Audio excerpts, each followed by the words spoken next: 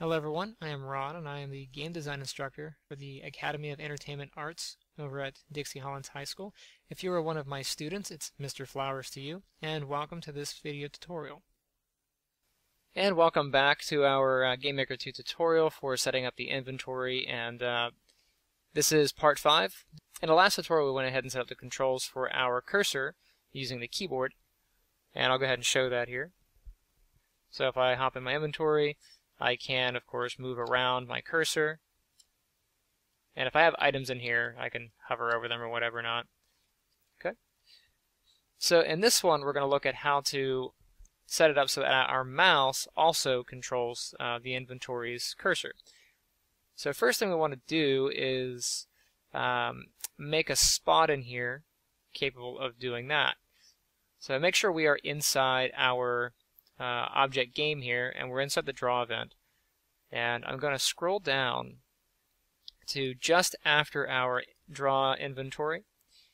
We have this loop here, and underneath this loop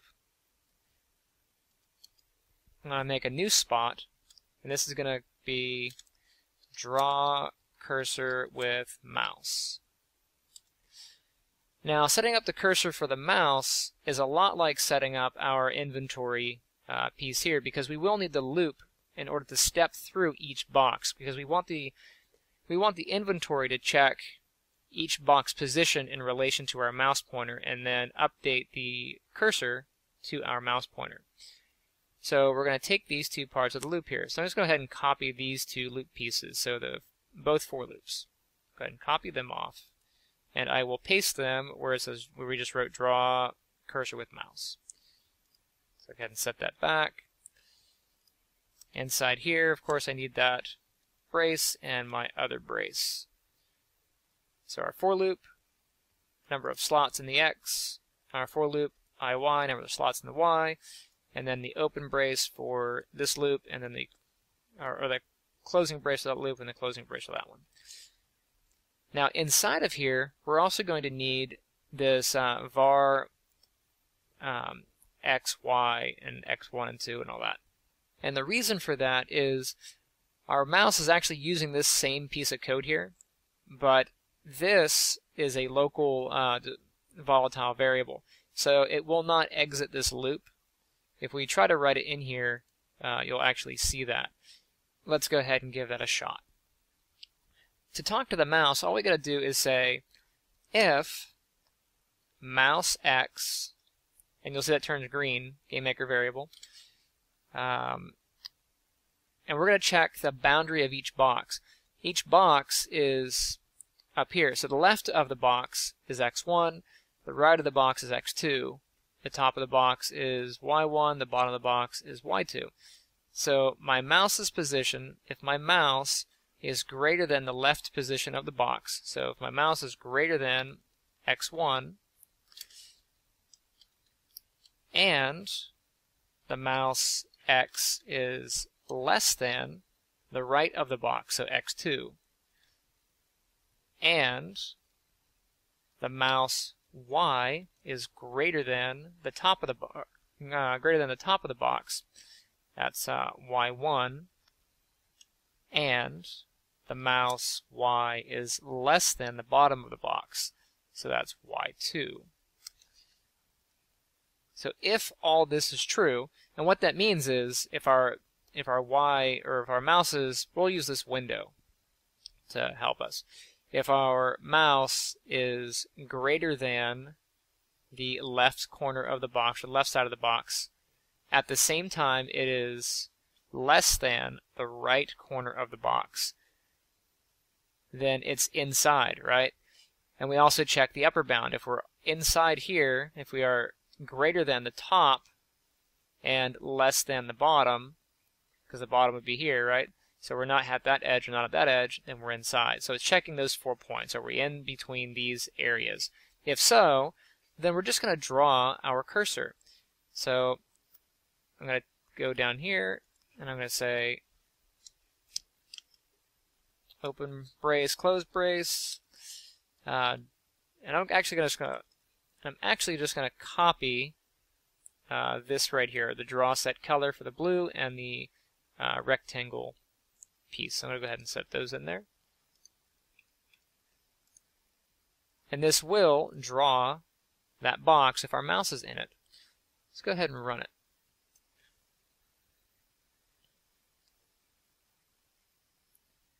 Inventory, and here's my mouse, and I'm like, oh no, there's no update, right? Well, remember earlier I said we're going to have to copy these variables into here because these are local, right? Not only are they local, but they're also volatile. So at the end of this loop, these kind of get destroyed and they go off into the infinite abyss of nothingness. So if I get the game here, we can actually see that. See? All we get is that one box. So to get it to update, we're going to copy this. So inside of our draw inventory, go ahead and copy these variables here. And then I'm going to come down here to our draw cursor with mouse, and then inside of our loops here, just before this piece with the mouse here where it says if mouse, above that we are going to put our variables. Go ahead and paste that in. And I will go ahead and clean this up a little bit. Alright, so inside the loop here we have our variables being drawn, and we want to make sure we have our variables created before we use any of this stuff, because this is how the mouse is going to check these boundaries. Once those are in, go ahead and run it.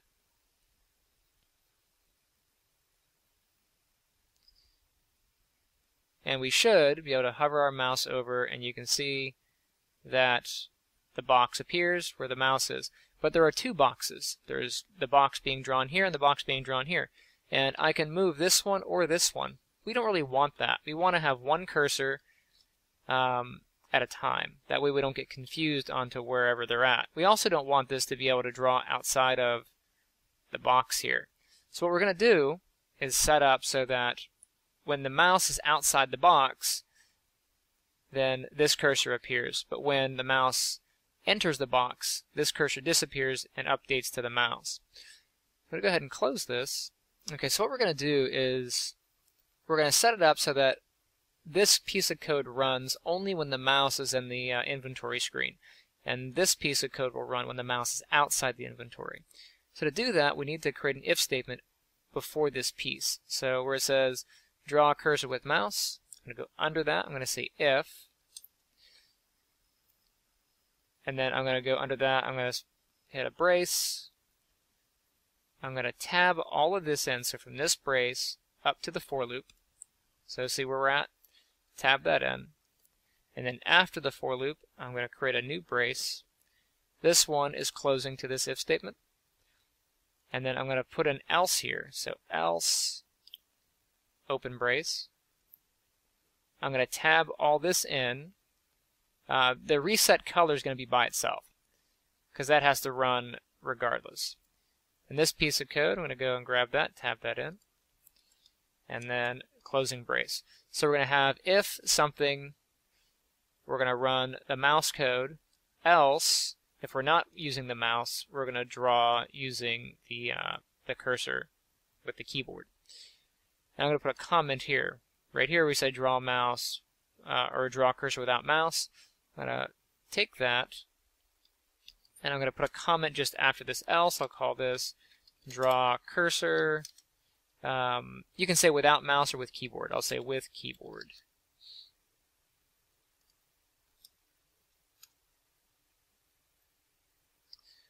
And then, of course, this reset color is all by itself. Now going back up to this if statement, we're going to have it check the boundary of our box here. So our inventory has a size. We come up here, we have our number of slots and our slot size and our inventory position. We're going to use these to talk to the mouse. We're going to say if mouse x is greater than, and it's kind of like what we did here, except we have to kind of write it out. So, or we could just write these variables again, but not necessary. We'll just say if mouse x is greater than the leftmost position of our inventory background, which is x1. We can't use x1 anymore because by the time we get down here, x1's been changed. So I'm just going to write in inventory position x, just so I don't have to rewrite these variables again. So inventory position x, so if we're greater than that, and we are less than, so mouse x is less than inventory position x plus the number of slots x times the slot size x. And then I'm going to hit enter. I'm going to say and mouse y is greater than inventory position y, and mouse y is less than inventory position y plus the number of slots in the y times the slot size y. And one more parenthesis. Okay, so if the mouse is outside the box or inside of the inventory box, basically these are the left and right boundaries of that box, then it'll draw the mouse. Otherwise, it'll draw the cursor.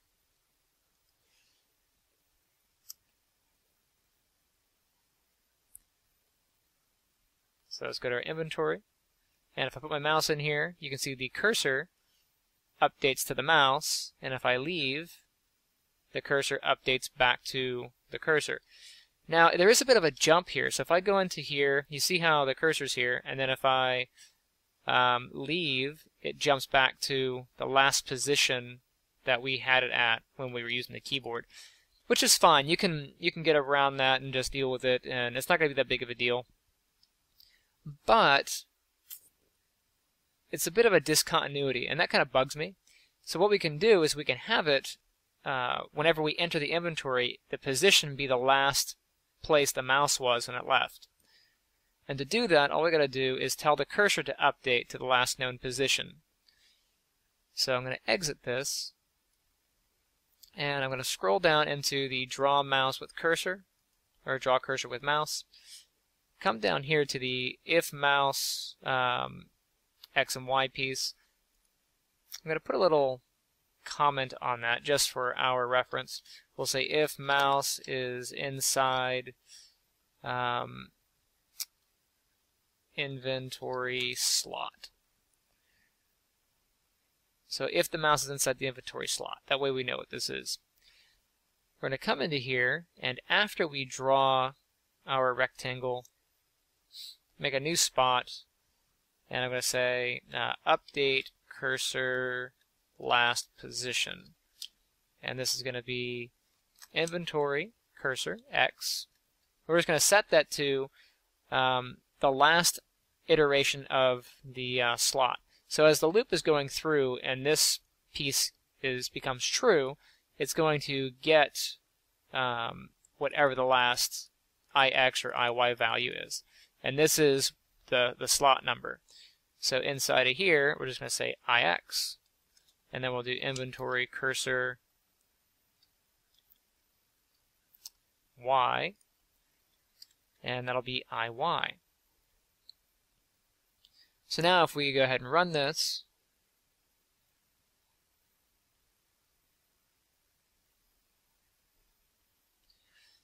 we can be inside of our inventory, and you can see as I leave the inventory, if I take my mouse out, it stays. It doesn't jump back to 0.